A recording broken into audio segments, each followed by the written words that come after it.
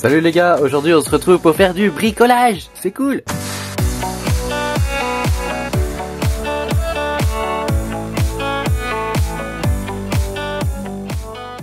Bonjour les amis, je suis très content de vous retrouver aujourd'hui dans cette nouvelle vidéo où on va pouvoir faire un petit peu du bricolage de cartes graphiques.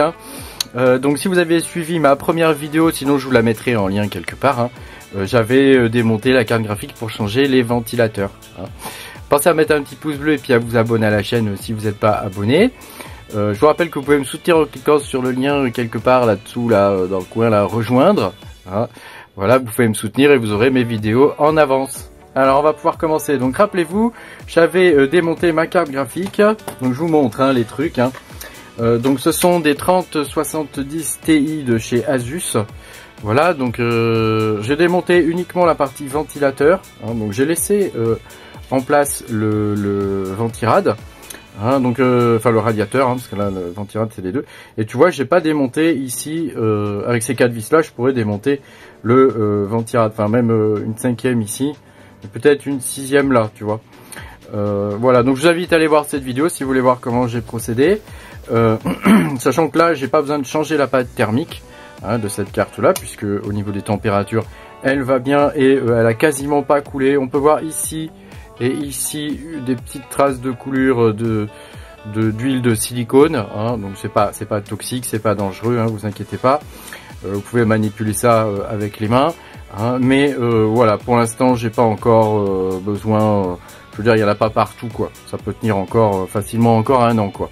Donc là pour l'instant je vais pas la changer, mais si j'avais à la changer, il vous faudrait, je vous ferai des vidéos quand, le jour où j'ai besoin d'en changer, je vous ferai une vidéo. Mais je vous montre quand même les outils nécessaires.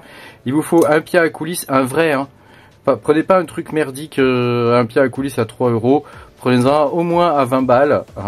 Vous aurez déjà quelque chose d'une bien meilleure qualité et ça vous permet voilà, déjà de voir quelle épaisseur de pad il y a. Attends, je vais l'éteindre. Toc. Voilà. Et puis il vous faut de la pâte thermique. Donc, alors moi j'utilise la MX4 de Arctic, qui est très bien, je trouve. Elle est assez grasse en plus, donc elle tient bien. Et j'utilise aussi celle-ci, qui est une pâte spéciale. Tu vois, elle a une conductivité thermale de 14,3. Enfin, elle est vraiment bien. Et voilà, je sais plus ce que c'est comme marque. Je sais plus ce que c'est. C'est de la marque, c'est de la marque, mais je crois que c'est Thermaltake aussi. Mais c'est une carte, enfin c'est une pâte à base de carbone.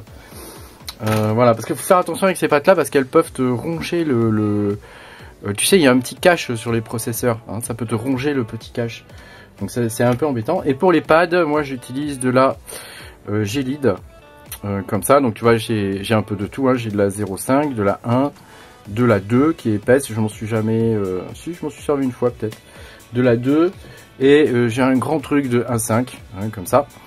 Donc moi je crois celle-là c'est de la... j'ai dit d'ultra ou un truc comme ça. Je crois ouais, ça doit être de la ultra. Je crois. Je suis pas sûr, je crois. Ça doit être de la ultra. Donc un truc à noter, par exemple si j'ai besoin d'avoir un pad de 2, tu vois. Bon là j'ai un pad de 2, mais si j'en ai pas, je peux prendre un pad de 1,5 et mettre par-dessus du 0,5 et ça me fera un pad de 2, tu vois. Ou avec des pads de 1, je peux prendre deux pads mettre l'un sur l'autre des pads de 1. Alors tu noteras que ceux que j'ai utilisé le plus, c'est les pads de 1. Mais il me reste encore pas mal de 1,5 et de 0,5, tu vois. Bon, j'ai encore de quoi faire, quoi. Donc ça se découpe au cutter. C'est très facile à faire. Je vous ferai une vidéo pour vous montrer comment on fait. C'est pas très compliqué. Voilà, le tout c'est d'y aller tranquillement et de pas se presser. Il faut avoir le temps de le faire, quoi. Donc là aujourd'hui on se retrouve pour changer les ventilateurs. Donc tu vois, je les ai reçus. Donc c'est du AliExpress.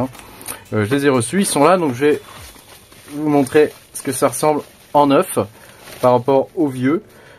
Donc tu vois, en neuf ça ressemble à ça. Donc tu peux voir que il y a ça se présente comme ça, donc il y a les deux trucs, les deux attaches, comme on a là.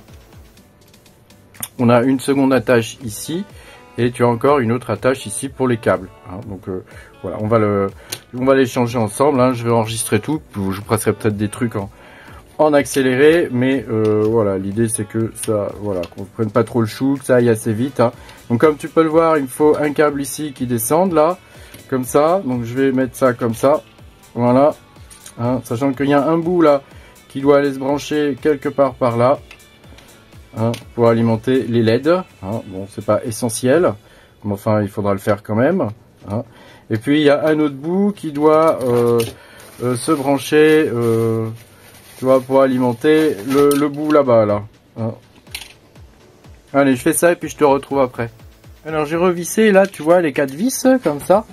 Hein, je vais te montrer le chemin de câble. Hein. Donc j'ai revissé les 4 vis comme ça, 1, 2, 3, 4. Hein, tu vois, c'est pas compliqué. Et ici, tu vois, on a un connecteur là pour les LED, voilà. Et puis j'ai revissé les 4 autres vis ici. Donc il y a un sens, hein, parce que les deux ventilateurs ont des câbles qui sont différents. Hein, il y a des câbles ici, tu vois, qui vont se mettre comme ça. Et puis d'autres câbles, je vais essayer de faire la mise au point pour que tu vois bien. Hein. Et puis tu as d'autres câbles ici pour se mettre comme ça, tu vois. Donc les deux ventilateurs vont par paire dans le cas de cette carte graphique. Hein. Ils vont par paire et ils sont différents. Il y a d'autres cartes graphiques où ça marche pas comme ça. Mais pour celle-ci, ça fonctionne comme ça. Donc tu vois, tu as un connecteur plus grand sur ce ventilateur-là et un connecteur plus petit. Le plus petit, il alimente les LED. Donc je vais le faire, tu vois, ici. Je vais le connecter au niveau des LED. Hein. On peut pas se tromper de sens. Hein. On peut pas se tromper de sens. J'ai oublié de te dire que j'utilise aussi ce genre de scotch. Tu vois, c'est un scotch tissu noir. Et ça permet... alors moi, j'utilise ça pour l'impression 3D, pour fabriquer des imprimantes. Mais ça permet d'avoir un truc propre, quoi. Donc tu vois, après il faut remettre bien les trucs dans les trous comme ça. Tu vois, là je l'ai bien remis. Là voilà, ici je vais le brancher. Toc, comme ça. Hop, voilà, donc là c'est bien branché. Donc là pareil, là je vais mettre un bout de scotch ici, là. Tu vois, ici, je vais mettre un bout de scotch pour tenir le tout là.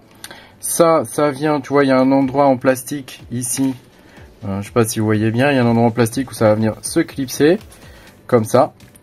Tu vois, ici, voilà, ici on passe le câble, voilà, et ici on le repasse comme ça. Et là on est bon, tu vois, là on est bon, on a fait tout le chemin de câble.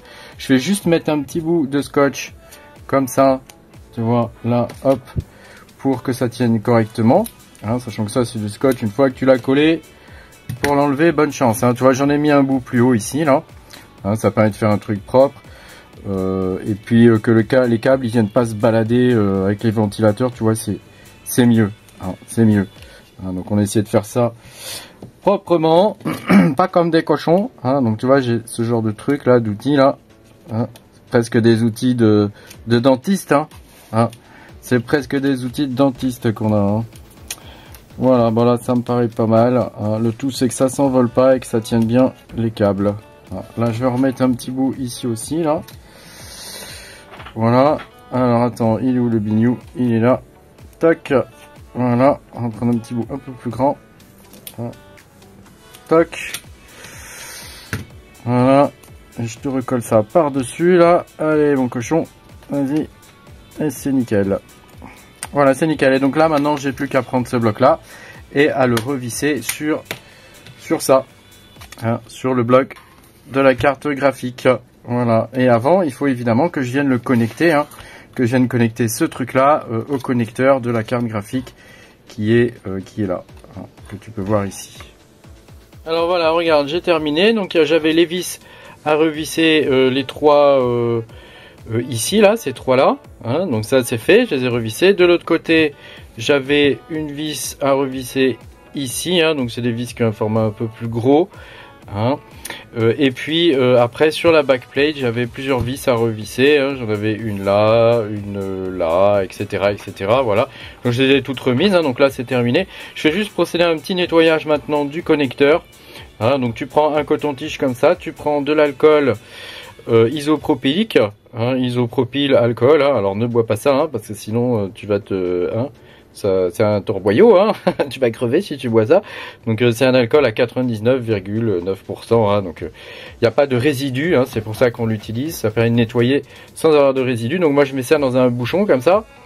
Hop, je fais ma petite tambouille comme ça, tu vois. Et puis je viens passer ça ici, tu vois, sur le connecteur comme ça, puis sur le PCB, hein. Donc il n'y a pas de risque, hein, avec cet alcool là, hein. C'est fait pour s'évaporer très vite, hein, et ça te permet d'avoir des connecteurs propres. Donc tu fais d'un côté comme ça et puis tu le retournes et tu fais l'autre côté, voilà. Et après, tu seras prêt pour la remettre. Alors là, je prends, tu vois, ce côté-là, je viens de le faire, hein, donc c'était pas très sale. Hein. Mais enfin, j'aime bien être soigneux, hein, voilà. Ensuite, tu prends l'autre côté et puis tu le fais tranquillement. Hein. Tu peux nettoyer aussi un peu le PCB qui va avec. Hein, voilà, tu passes bien l'alcool dessus, tu essaies de ramasser le max de cochonnerie. Et là, tu vois, regarde, c'est sale, hein. T'as vu, là, je vais en remettre un coup, hein. Je vais en remettre un petit coup là de nettoyage là, c'est cradoc dans le coin là. Voilà, on nettoie tout bien pour que tout soit nickel. Comme ça, ta carte, tu peux la garder longtemps parce que c'est le but hein, quand on achète des cartes. Hein, c'est de les garder longtemps pour qu'elles fonctionnent bien et qu'on puisse miner avec tranquillou, sans avoir des grosses galères. Voilà, bah ma foi c'est tout hein, pour cette carte graphique. J'en ai une deuxième à faire, donc je vais pas te filmer ça, ça n'a pas grand intérêt. Mais voilà, je vais faire la deuxième et puis après je te montrerai ça sur les rigs. Allez, c'est parti. Bon bah voilà la seconde carte, hein, donc voici la première, tu vois, c'est celle-là. Hein, celle-là, donc celle-là c'est celle que je viens de refaire. Donc tu vois là j'ai raccroché mon bignou là qui sert à maintenir mes rigs là. Et puis voilà la seconde. Alors la seconde déjà ce truc là il tient pas bien, donc je vais le remettre bien. Et puis regarde, déjà elle est bien cradoille, donc je vais la nettoyer comme l'autre. Et puis tu vois ici là, elle a quand même pas mal coulé. Elle a quand même pas mal coulé celle-là, ça tombe sur le connecteur, donc ça c'est pas bon. Donc là je vais la démonter complètement, celle-ci, et changer la pâte thermique là où il faut la changer. Donc ça fera l'objet d'une troisième vidéo. Voilà, pense à mettre un petit pouce bleu et puis à t'abonner à la chaîne si tu n'es pas abonné. Hein, et puis moi je te dis à bientôt pour de nouvelles aventures. Salut, salut!